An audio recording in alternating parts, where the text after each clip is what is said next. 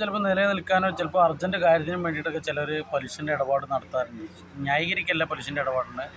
നമ്മൾ മാക്സിമം നമ്മളൊക്കെ അതിൽ പലിശൻ്റെ ഇടപാടിൽ ഇടപെട്ടിട്ട് ആകെ നാശം പിടിച്ച ഒരാൾ എന്നുള്ള ഒരു അനുഭവത്തിൻ്റെ വെളിച്ചത്തിലാണ് പറഞ്ഞത്. അപ്പം മാക്സിമം പലിശയിൽ നിന്ന് ഒഴിവായി നിൽക്കുന്നതാണ് ഏറ്റവും നല്ലത്. പക്ഷേ ഇവിടെ ഉസ്താദുമാർ കച്ചവടക്കാരായ പലിശക്കാരെ കുറ്റപ്പെടുത്തുക, ഉസ്താദുമാർ ഭയങ്കര ഡീസൻ്റ് ആയിട്ടുള്ള ആൾക്കാരാവുക. എന്നാൽ ഞാനൊരൊറ്റ കാര്യം പറയട്ടെ, നൂർ മൂല്യരെ 2008 പിടിക്കുമ്പോൾ നൂർ മൂല്യരെ 99% ഇൻവെസ്റ്റേഴ്സ് ആരായിരുന്നു?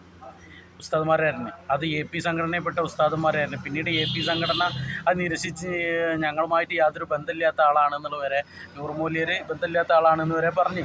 പക്ഷേ അത് തെളിയിക്കുന്ന ബന്ധങ്ങൾ തെളിയിക്കുന്ന ഒരുപാട് വീഡിയോ ക്ലിപ്പും ഒരുപാട് കാര്യങ്ങളൊക്കെ നമുക്ക് കിട്ടിയിട്ടുണ്ട്. അത് അവർ എന്നും മുട്ടുനായങ്ങൾ പറയലൊരു ശീലമാക്കിയതുകൊണ്ട് അതൊരു പ്രശ്നമില്ല. പക്ഷെ ഒന്നാലോചിക്കണം, നൂർ മൂല്യർ ചെയ്തിരുന്നത് 2008 മൂല്യം ആലോചിക്കണം. 2008 1 ലക്ഷം റുപ്യക്ക് 5000 രൂപയാണ് പലിശ കൊടുത്തിരുന്നത് നൂർ മൂല്യർ.